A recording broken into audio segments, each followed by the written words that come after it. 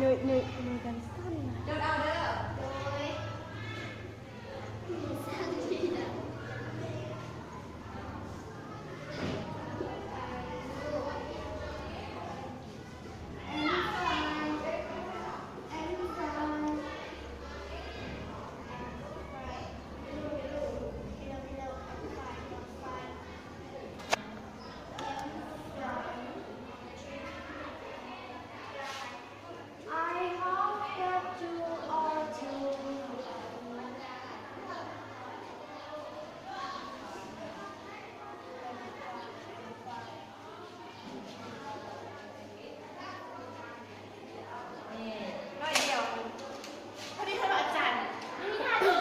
อาจารย์ห้องมาฟังเนี่ย เขาจะห้องแบบซี่เทื่อ